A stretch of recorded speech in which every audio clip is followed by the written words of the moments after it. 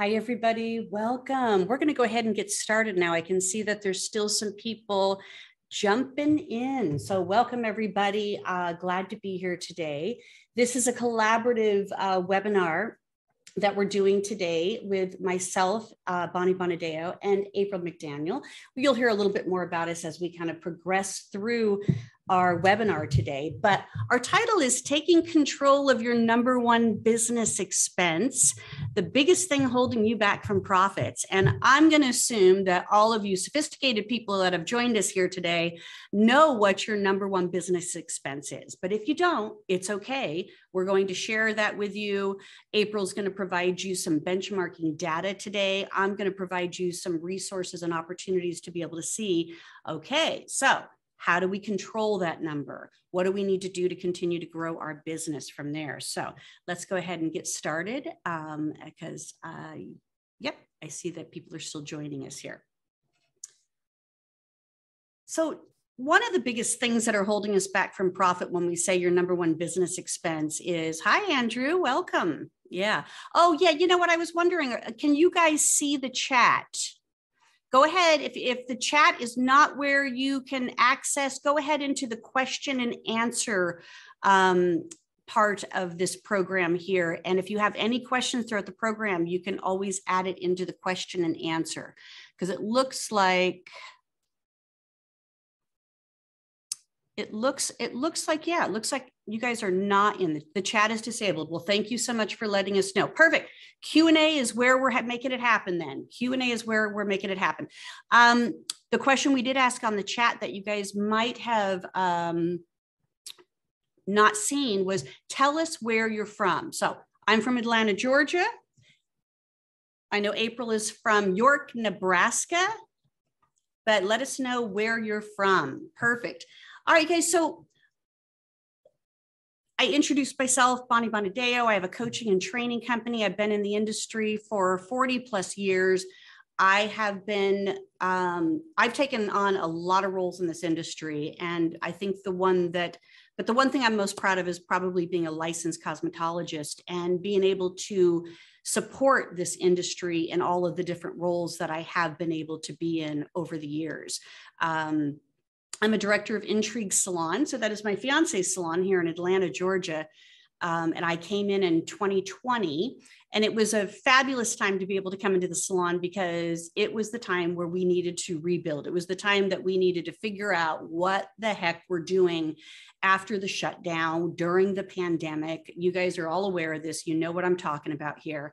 And so it was a great opportunity for me, having been a coach for the last 15 years and helping salon owners, educators, and other people in our industry to be able to do everything I talked about and put it into action. So anything that I'm sharing with you today or on my podcast or in any other arena that you may be familiar with me, all of these things I talk about now are because they're tried and true. I've used them in our salon. I've had success with them, and I'm introducing these concepts and opportunities to be able to support other people. So being a certified business and life coach, also an emotional intelligence coach, story brand guide, NLP, timeline therapy, and hypnosis coach, I can tell you I use each and every one of those types of certifications with my clients on a regular and ongoing basis because there's just not one way to be successful.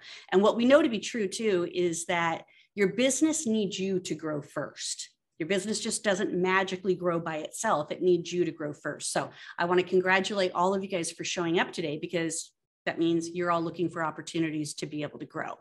Now, I say that I'm a speaker, coach, author, and podcaster. Those are kind of like my key categories that I go under, but here's what I really do. I help connect you to you so that you can confidently connect with others. And that's what I'm hoping to be able to accomplish today.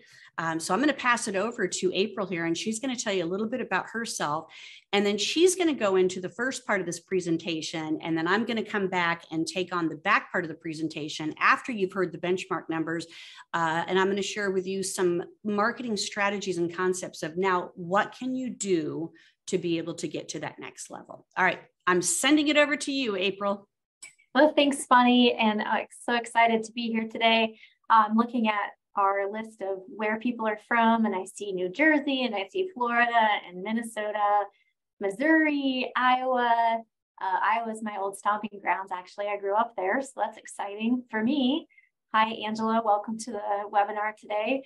I see California, another Texas, more Texas, Illinois, Los Angeles, California, Denver. So thanks for joining us today. I know we're on probably 3 or 4 different time zones, and it's always fun to be able to get on a webinar and see that we're getting people to come in from all of those different time zones. Like Bonnie said, my name is April McDaniel. I see some familiar names in the chat. So welcome to those of you that I've met in person before, and our wonderful COPSOD clients that look like they're joining us today, as well as those of you that I'm sure are Bonnie's contacts and just industry contacts. So thank you so much. My background, I am not a cosmetologist, although I love the beauty industry. I love being able to be pampered. And that's probably one of my favorite things to do. My husband would say I probably spend too much of our budget on those types of things, but I think it's wonderful. I have been a CPA for 22 years. That is a certified public accountant. I've been with COPSOD for 7 years.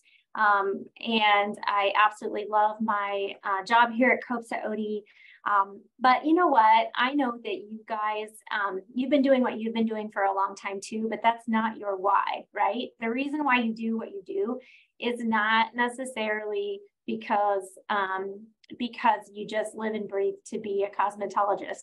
I love being an accountant. I love working in the beauty industry, but my why is my family. And you can see my family here on the slide. But I have to do a job. I have to have a career in order to be able to enjoy my family. So that's what I'm here for, I guess. But it's fun to be able to do something that you love. I have a lot of different experience. You can read them there. I don't need to go through them with you, but I think my experience over the years has prepared me to be a really great business person and educator. And that's what I really, really enjoy doing. I enjoy talking to all of you. So let me tell you a little bit about what COPSOD does. Some of you already know this, of course, but COPSOD, we're mostly known as being the tax planners and the tax experts in the beauty industry. We've been doing this for 35, 40 years here at COPSOD. We are in 43 states across the country. So we're not just located in Nebraska, even though that's where I sit today. That is not the only state in which we do business. And we are very much a why firm. So why do we do these webinars? First of all, we love industry coaches. We love doing these things with Bonnie, but we also know that there is a lot of room for knowledge sharing out there. And so COPSOD very much believes in doing these types of webinars so that we can pass on information to you. And I think we have some really great information. We pull together a lot of our client data, a lot of the data that we get out there going to conferences and shows. And I'm going to talk to you a little bit about that today. If you're not already on our newsletter, you can sign up for it. You can see that there's an email address there to do it. And I would really invite you to do that. We don't just do tax, though, here at COPSOD. There are some other things that we do. COPSOD is a team of 25 to 30 people. And it really depends on what we're doing for you, really how many of these people that you would work with or our clients work with. But for the most part, our clients work with a bunch of different people when they work with COPSOD. Now, I'm not giving you a sales pitch today, guys. That's not what this webinar is about. I just want to build some rapport with you, make sure you understand that this is what we do. We've been in this industry for a really long time. We understand it. We understand your business, and we're very much committed to being the leading experts in the field of tax and advisory services for the salon industry. So let's see here. What is my next slide, Bonnie? Oh, the disclaimer. We have to do this on every webinar. If you've been on a webinar with me, you've seen this, you probably have it memorized. It just means I'm going to give you some advice. And the advice that I give you, while I believe that it to be true, that doesn't mean that if you implement something that I talk about today and it goes south for you, goes wrong for you, that you can sue me for it, because it's free and because you're not paying me for it. So please make sure you talk to your advisor about things if you have questions about what I talk about today. And I'm not going to feed you full of things that aren't true, but I just want you to know that it's always important to talk to the person that you work with. So can we just dig right into it, Bonnie? All right, let's do it. So As Bonnie indicated at the beginning here, we're going to talk about your number one business expense. And in the salon industry, really almost any beauty industry specific business, so salons, spas, nail services, massage, you name it, all of them, their number one business expense typically is, I would say 95% of the time, is the payroll. Okay. And when I talk about payroll, I'm going to include some things in there that maybe you haven't thought about. I hope that you have, but it's possible that you haven't. And one of the things is listed here under the producer payroll. And really it applies to both producer and non-producer, but it comes into question quite frequently when I'm talking to people about producer payroll. You have to still abide by minimum wage requirements. Even if you're on a commission schedule, you have to make sure that your stylists or your massage therapist, your nail tech, your estheticians, whoever those professionals might be, you still have to make sure they're making minimum wage, even if you're offering a commission for payment of their services. So that was one thing I wanted to note here. The other thing is to make sure that you are considering your FICA tax liability. I'm going to talk about the benchmark information, but we're not there quite yet. Your FICA tax liability.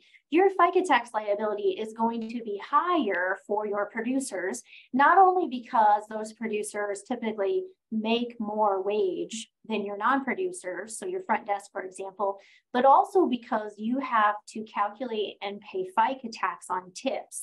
Okay, so when we start looking at these benchmark numbers, I'll reiterate that again, but the reason why the tax percentage is higher for producers is because you have that tip income, okay? So keep that in mind. The other thing, when we look at benchmarks, and I see it all the time, when we are working with clients that are also working with an industry coach, sometimes how these things are calculated are different. And so what happens if you're comparing maybe a number that I give you today to something that your industry coach is giving you? Well, if you don't really understand or know what's the denominator in that equation and what's the numerator, what are the numbers being used to calculate it, there's a chance that there's different numbers being used. And so I'm going to be very specific. I'm going to tell you what numbers I'm using. You can take some notes. That would be what I would advise you to do, so that if you have an opportunity to work with Bonnie or another industry coach that you're already working with, and there's questions about these benchmarks, you can say, hey, COPSA OD calculates it this way. How do you calculate it, so that we're making sure we're comparing apples to apples, okay? Things that come into play with payroll for producers is, where does maybe a service charge come in? Where does a deduction for maybe color come in? So how is that coming into this percentage? On non-producer payroll, we run into that some. It just depends on how you're paying your front desk or maybe your owner manager. If there happens to be commissions that are paid to your front desk for retail sales, you've got to consider that. How does that work for you? And the other thing that I want you guys to be thinking about specifically for your non-producers, but it does play into calculations for producer payroll as well, is benefits. We've seen it over the last few years, I would say more prevalent since COVID. No, I'm going to say that bad word, that there's so much competition between other hospitality industry specific employment. So let me repeat that. So with your non-producers, so with your managers and your front desk people, there's competition between you and the beauty industry and in the hospitality industry. So what do I mean by that? You are competing with the banks. You are competing with the hotels. You are competing with those people, those industries that also want that person that can be your front person, right? That can be that person that addresses your clients when they come in, can talk to them on the phone. And so benefits plays a big role in that. Not that benefits shouldn't play a role anyway in your expense when it comes to a salon, but I would say specifically for competitive reasons between a front desk person choosing you or choosing to go work for the bank down the street. You've got to think about that, because if I'm applying for, and you're probably all doing this already, I hope that for some of you, this is new information, but I hope for some of you, you can always say, well, I already know this. So, hey, it makes me feel great that I'm so smart, right? But be thinking about that. If I'm applying for a bank, and I know this because I worked for a bank, I know I'm going to have paid vacation. I know I'm going to have paid holidays. I know that I'm going to probably have some type of an insurance package offered to me. And I'm not saying at the salon that you could do all of those things, but let's be open-minded about what we can do, okay? Because if you want to really compete and get the best people to work for you, you need to be thinking about that. So let's, do you have anything you want to add about that, Bonnie, before I go into talking about some of the benchmarks? No, let's get through the benchmarks and everything, and then, help people. It's fine that you can share with people how you're calculating it. And I know that we've got some questions coming in, which great. We'll definitely focus in on some of those questions before we transition over to my content as well, if it's specific to April as well. And hopefully we'll have time in the end to be able to answer any other questions that you guys have over this. Yeah, and thanks for reminding me about the questions. I'll try after I get done with my part 2 to go over and see if I can answer any of those specific questions so that we can kind of keep things moving as well. All right, so I know I had a few people reach out to me and they said, what are you going to do for benchmarks? Are you actually going to show them all to us? What are you going to do? And here's the thing, I'm not going to put them out here on the slide so you can screenshot them and you can keep them. If you're a client, you're seeing them all the time, but I want to talk to you in general forms, and I'm going to tell you how we calculate them and what we do, but I'm not going to just put them out here so that you can screenshot them. So let's talk through a little of the benchmarks when it comes to payroll. Now, I want to tell you that when we calculate wages for producers, we include assistants in that. Okay, so, and why do we do that? We do that because we feel like the assistant plays a very important role in your ability to take care of your client, to service your client. So the assistants are in there. What we're seeing in the industry right now is that your percentage of producer wage, again, including assistants, divided into service sales. So wages divided by service sales. Okay, service sales, remember, I'm not including retail sales in this. So wages into service sales is averaging about 42%. Okay. Now, one of the things that's really interesting to me is that our salons that are in the $1 to $2 million mark, okay, so $1 to $2 million in sales, total sales, okay, that's retail and service sales. Those are a little bit higher right now. Those are closer to 49%. And that's a little bit scary to me. I'll talk to you about why that's a little scary to me. But 42% is the average across most of all of the different levels of salons that we work with. Now, why am I saying levels? Well, when we do the benchmarks, we do on the aggregate all of the salons that we work with, but then we also look at different levels of sales, less than 500,000, 501 to a million, 1 to 2, 2 to 3, greater than 3, and so on and so forth. So 42%, keep that number in mind. Now, why am I saying that 49% is scary to me? It's scary to me because if you think of an average ticket, let's just say $100 just to be simple, okay? If $49 or $50, let's just do an average number, $50 is automatically getting paid to your people, you have only $50 to cover the other expenses. So that means you have to cover your back bar expense, payroll taxes, you have to cover merchant fees and all of your other fixed expenses that you have. And fixed expenses on an average are about 30% for salons. So you're at the end of a ticket not making much money at all if you're paying that, okay? That's not rocket science, guys. Run that number for yourself. You know what your average ticket is. There's great software. You can figure it out. So 42%. Payroll taxes for producers. So payroll taxes, when we calculate that, that's FICA, that's Social Security, Medicare. We also include any state unemployment tax that you might have in that. So the average for that is about 8.5%. Now, if you're in New York, so I know we have a couple people on there here from New York, or you're in California, we have California people on here, it's higher. Why is it higher? Because your state unemployment's higher. Okay, so keep it in mind. It's probably anywhere from 8.5% all the way up to 11%. And 7.65% of that number comes from just FICA tax. Okay. So keep that in mind. So if you're paying 42% in payroll, and then you're paying another, let's say 8%, just to keep it easy, that's 50% right there that you have coming out of that ticket for payroll. So if any percentage you go higher on compensation, that's going to change that. Okay, so that is wages, that's payroll for producers and payroll taxes. On our non-producers, so for non-producer payroll, how we calculate that is we include our office managers, our salon managers. If you have an in-house bookkeeper, your front desk people would be in that. And as a manager, if there's a portion of your wage that's attributed to doing management, that's in there. So what do I mean by that?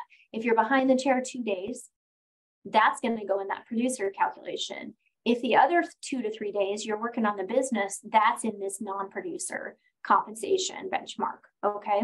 So for non-producers, those that is a percentage of sales, and that's taken as a percentage of total sales, service and retail, guys. So this is why this is important. Okay. Service and retail. And why is that? Because it's not related to bringing in services or selling retail. So that's why that we're using a different number there. Okay. That number averages about 11%. Now we're seeing that grow. Again, it's growing because of that bad word COVID. After COVID, we're having to pay higher wages. Okay. So, but we're at 11% right now, and that's of total sales. And then payroll taxes for those folks are averaging about a percentage of total compensation, okay, for your non-producers. Now you're probably wondering, why isn't it at least 7.65%? And it's because typically that comes in a little bit lower. Now, the one thing that I want you guys to be thinking about as you're thinking about your total compensation is one of the things I mentioned before, and that's benefits. Benefits is not a one-stop shop. And I talk to our clients about this a lot. When you're thinking about benefits, benefits can be monetary and they can be non-monetary. So they can be flexibility, they could be compensation, they could be health insurance, they could be paid time off. And so, but when you think about benefits, let's think about outside of the salon industry. If somebody's making $100,000 total compensation, so that's benefits and wage, 25,000 of that's usually their benefits package. So 75,000 is their wage, 25,000 is their benefits package. Now that 25,000 includes that FICA tax you're paying for them. It includes, you know, the unemployment tax you're paying for them. It includes any health insurance maybe that you're doing, retirement, all of those things. So that's what I'm seeing when I look at what's going on across the country when it comes to this wage. And I know that sometimes you feel very constricted with what you can do in these areas to control these expenses and to make headway. So if you're not making much money, your cash flow seems tight. I know that you feel out of control, but what I can tell you today is that you don't need to feel that way because you're the one that's in charge. And I want you to be able to get all the resources that you can. So on the next slide, there's again information about how to reach out to us if you want to reach out to us. The reason that you would be reaching out to us right now really would be just to get on our newsletter if you're not already, okay? If you're interested in our other services, that's okay too. We have a process that we go through for that. But what I want to do is I want to make sure you're getting all the information that you can. And to be able to tackle this big topic about how do I control payroll expense, or how can I get above this? What can I do? Bonnie's going to give you some really great operational tools that you can use to do that. So if you're ready, Bonnie, I'm going to turn it over to you and let you talk about some great things that you can help with. Perfect. So Carlene came in and she said that she's about 25% in wages under her current pay system, but she pays a higher wage to her people and she's paying all her taxes. So she says the math is working out for her. So great job, Carlene. And then Jennifer asked if you work with salons in California. We do work with salons in California. Yes. If you're interested in working with us, just start by going to that info, and then we can start through the process. Okay. Perfect. That sounds great. Good. And if you guys have any other questions as we progress along, feel free to go into the question and answer area, and we'll take care of that for you. So, all right. Thank you, April. That was good information. I hope you guys took notes. I took notes too. And the one question I had, which somehow I don't know how I missed this, April, but you talked about the 11%. Can you go back and tell me what that 11% was in reference to? That was under, I think it was under non-producers. The 11% was actually producers. Oh, producers. Payroll taxes. Okay. All right. Perfect. Yep. Payroll taxes. Good. I got my notes. I hope you guys got your notes too. Yeah. And listen, if all's going well with this, we're going to have an opportunity that you guys will have access to a copy of this presentation as well. All right. So let's go into this. If we know that we're at 42% and we're balancing things out, but we still want to grow, and we're that salon that's in that 1 to 2 million, and we want to get to that next level, we want to be able to say, what can I do in order to maintain that percentage? Remember, because these are ratios that you're balancing in your business, right? And if it's exceeding it, if it's exceeding that 42% that April talked about, then what do I need to do to kind of balance it out? Well, here's some ideas, and I'm just going to kind of throw them out here, but we're going to talk about some specifics here that are some marketing and operations pieces here. Well, you can increase your prices, right? And I'm pretty sure that across the board, most of you have over the last couple of years increased your prices, but you still have to be able to look and say, am I in this position that I'm doing it, that I'm still balanced out and not exceeding that 42% at this point?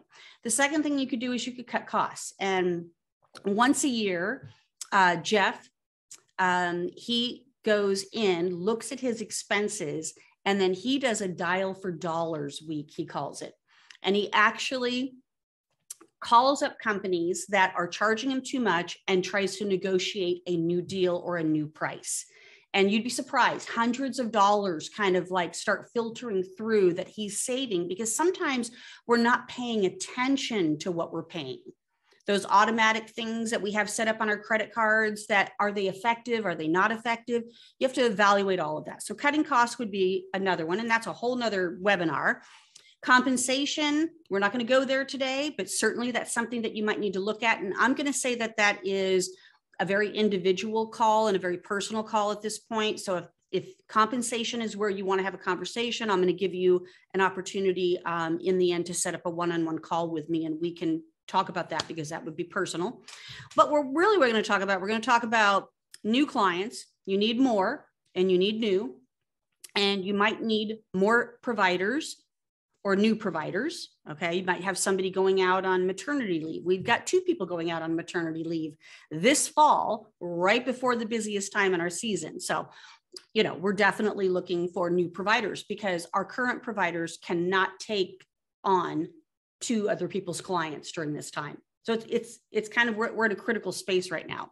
And then we're also going to talk about what I call the ACT method, which is kind of a combination of all of this: awareness, client acquisition, talent acquisition. So the awareness piece would be where you're really talking about, do you have your brand identity set up and or automation set up that supports growth in your business, that everything is working seamlessly and not necessarily all done by human beings, which falls into that payroll category. Okay. What can you automate in order to be more effective in there? So these 3 things should be happening simultaneously. You should be doing awareness campaigns, client acquisition campaigns, and talent acquisition campaigns all at the same time. But most of the time, what you need to look at, if you haven't done any of these at this point, is which one is most important for me to start with? What's the first one that I need to dive into? Because the truth is, we all love to hate marketing, right? We love to hate marketing. We know that it's effective, but we don't know how to necessarily measure a lot of times our return on our investment. And partly it's because we don't have a real strategy that's set up to be able to do that. So let's talk about these three things: awareness, your brand identity, client acquisition, and talent acquisition. All of these three strategies are going to help you to be able to increase your bottom line. And that's going to be able to help keep your ratios intact and help you to be more profitable on top of it as well. So the first one that we're going to talk about is awareness. And I want you to think about your brand identity and the awareness. Is your community aware that you exist? Okay. First and foremost, is your community aware that you exist? And if they're aware that you exist, what are you doing in order to make that connection or existence? And then you have to ask yourself, why do I exist? Why does my business exist? And you could easily say, well, we do hair, we do this type of thing, but so does everybody else on each corner. They're doing the same thing. So you have to then ask yourself a little bit deeper question, why you exist. And I want you to think about it from a values-driven or a soul branding point of view. Okay. Not just that you're selling services, but you're selling people to people. So what can you do that's a little bit more unique? What can you do that's more interesting than the next person to be able to do that? Who do you exist for? All right. We've heard this before. You got to be able to kind of understand who your client avatar is. Who are you existing for? And then what do you offer? What is the most important thing that you offer? Okay. And you could say my top 3 services are this. And those top 3 services might be your, what you consider to be more profitable services in there. And these particular services might be what everybody else does as well. So then you have to be able to think, well, what can I do differently in order to create that next level brand awareness within my community? Okay. So awareness campaign could look like this. You're creating you're really focusing in on the why. What's the specialty that you offer? What's your point of difference? Do you have a strong tagline in place so people kind of know why you exist in this particular arena? And why they would go visit you. Okay. A lot of times we think of awareness campaign as, oh, well, we have to be on social media. We have to keep posting the back of people's heads or their, or this shot right here, on social media. And that's not enough anymore. We know that it's not enough. It's a very diluted approach to being able to do this, but you have to be able to look at what are some other things that you could be doing in order to make this more powerful experience. Okay. And if you don't have a real strong tagline, then we can work on that together, because that's really one of the most important things. You could say the name of your salon, and then if you have a tagline that supports why you exist, honestly, I'm telling you, people are looking for that, because we know that clients are going online and looking for opportunities to be able to connect with businesses that they want to do business with. Secondly, you want to be able to kind of determine who's your ideal client, that avatar, and that connects to your business values. And then, of course, what services, products do you offer for those who? How are you going to solve their problems? All right. The second one is client acquisition. And this is kind of like really taking the avatar identity a little bit deeper here. If you haven't done an ideal client map, then I'm going to recommend that you do this. I can help you out with that, certainly. And to be able to say, who am I speaking to? Okay. And you want to speak to their life, not their hair, their life, because you want clients for life, right? So you want them to be able to feel comfortable to come in, not just to be able to have beautiful hair. You want to be able to know that you can accommodate them and meet their needs of what's important to them in their life. So you want to be able to speak to their life. What problems do you solve from pain and pleasure? We know that people make buying decisions based on pain, and we know people make buying decisions based on pleasure. So your campaign could be a one or the other, or you could create a campaign that has a combination of both of those elements in there. And I want you to think about yourself as a consumer too. What do you do when you're considering doing business with a new company, or you want to buy something from a company that maybe you're not that familiar with? What do you do, in order to say, yes, I'm going to hit that button and buy, or yes, I'm going to make that appointment online, or I'm going to call them and make the appointment. What are you doing? What's that catch that has you making a difference to be able to say yes to them? And it's that same concept for you to be able to do that. In the client campaign opportunity, it might be that you're looking at the community. I say the best form of advertising is within a 5-mile radius of where you're located. If we're a brick and mortar business, We do not need to be putting ourselves out necessarily as the only resource of being online and think that we're going to get that return on investment. Most of the clients that we get, I mean, it's a small percentage from Instagram or Facebook, small. We get it from some direct advertising that we're doing in like our community magazine, you know, East Cobb City Style type of thing. We also get most of our clients from drive-by traffic. So when I do postings, I make sure that I create clarity of where we're located so that they can think about where we're at when they're doing that. So sometimes I'll put in my campaigns things like, you know, across the street from Merchants Walk or across the street from Kohl's, because, you know, every woman knows where a Kohl's is, right? So I'll add that to my copy campaign. You know, we're just right across the street from Kohl's, you know, on Johnson Ferry Drive, right? Then all of a sudden, the boom, I'm creating a picture in their mind and they're going right across the street from Kohl's. Oh, I know where they're at. And now I've got that connection for them to be more comfortable that next time they drive by, they look at us and they're like, oh yeah, I think that's where I want to go. I want to go check them out. We also know something that's recently happened in all of our communities is that we've had a flood of people leave and we've had a flood of people come in, okay? You might be in a very advantageous city that like Atlanta's done really well as far as new people coming to move to Atlanta. And so every day there's a potential for a new client to be able to come in. So I'm really focusing on that 5-mile radius of what's most important in my community. I'm also looking at what are those high demand services that people are wanting. Okay. And what do you think one of the scariest thing is for people when they move to a new area? Do you think it's finding a grocery store, finding a new bank, finding, you know, a new CVS on every corner? No, it's finding a hairdresser. So I want to be able to speak to this. This new client campaign that I'm doing is going to speak to, are you new to the area? You know, are you nervous about finding a new hairdresser? Well, give us a call. We'll help, you know, we'll help sort this through. And I try to make that whole positioning easy for them. And then I also promote products, products that are going to be able to help them solve problems that they may be looking for and don't know that they exist right now. Okay. Thank you. Let me get a drink. Coming off of a sinus infection. And so I got that little tickle in my throat. All right, talent acquisition. This is the third piece. You guys, there's a lot going on right now in the industry. You know this, I know this. Everybody's thinking, how do I find people? How do I find people? So we recently went to some beauty schools, of course, for their career fairs. Of course, that's something that we all should be doing, right? And out of 50 people, there might have been one ideal talent that could come work for us.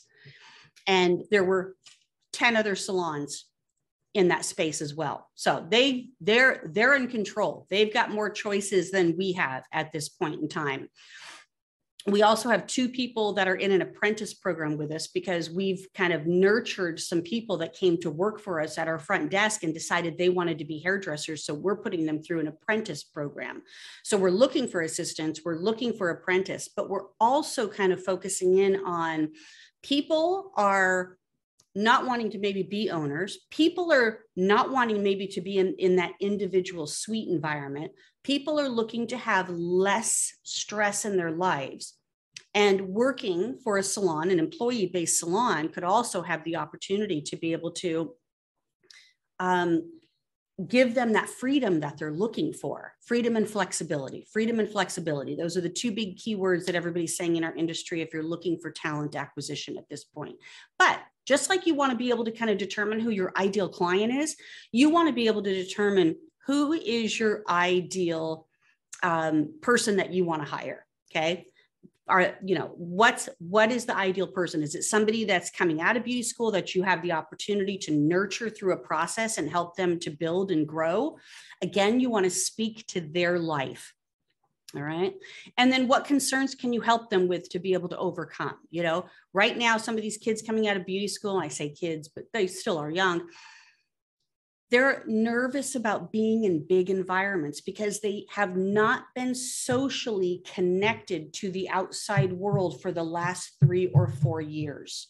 They've been isolated. So then all of a sudden they come into this big salon and you're thinking, oh, but our culture is so great. And oh, we're busy. And oh, all of these things. And they're just sitting there going, oh, no, this is way too nerve-wracking for me. So you have to sometimes kind of like build that concern with them and help them to be able to overcome it in what they're looking for with that.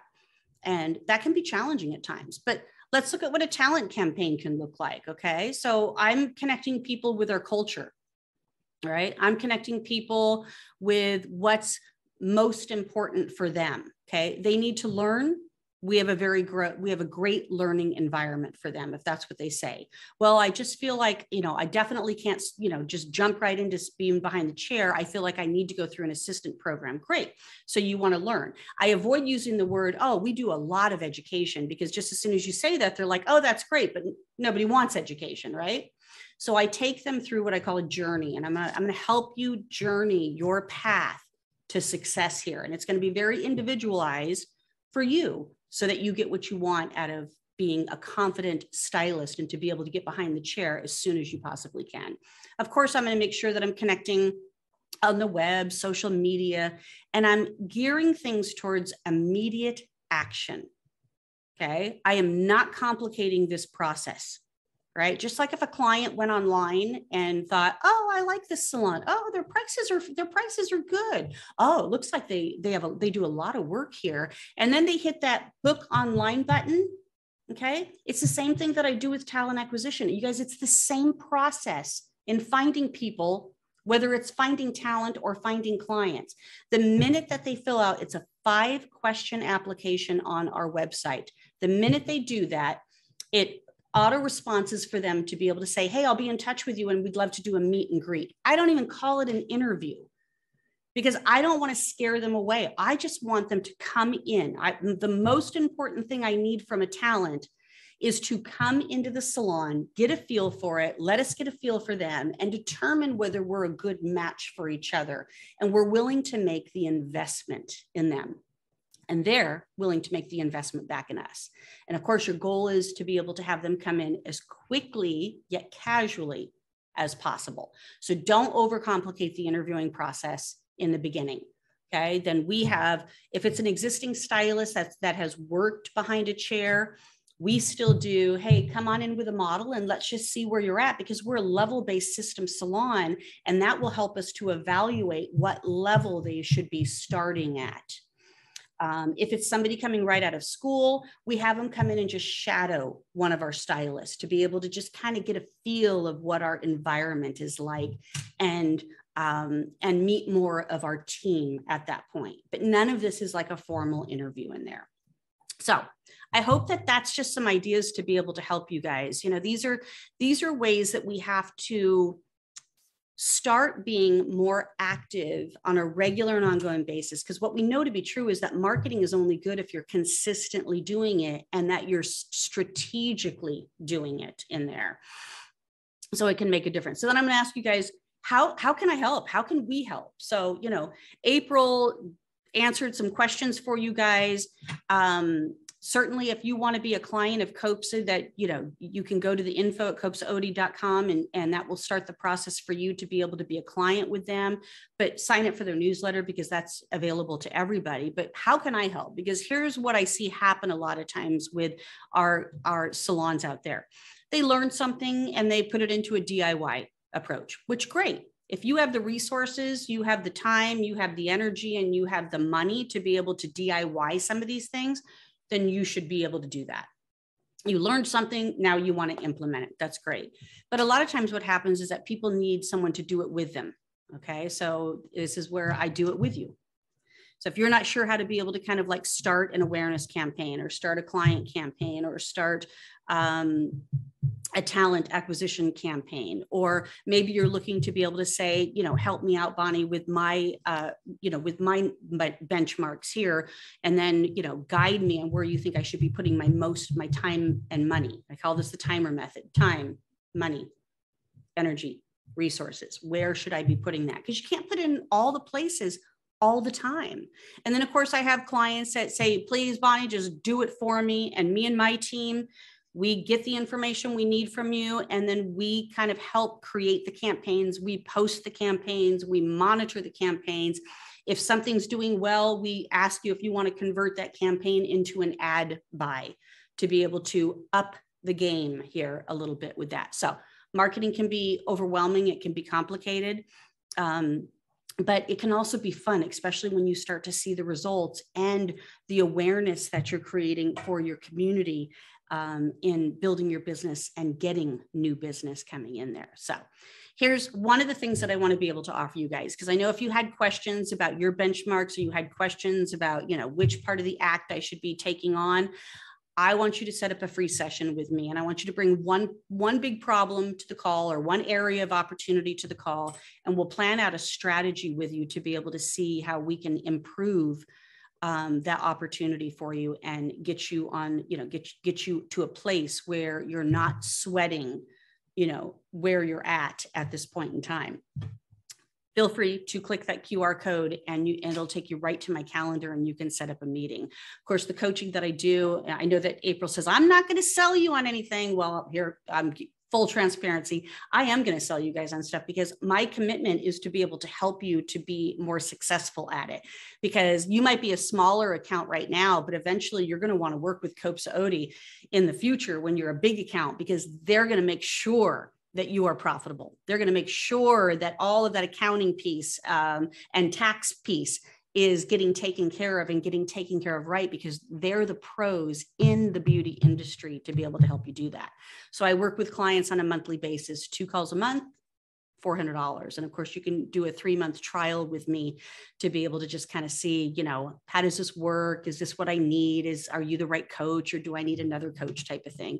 And you can do a 3-month trial with me as well. So those are the opportunities that I have for you. And at this point now, we'd like to be able to see if you guys have any questions.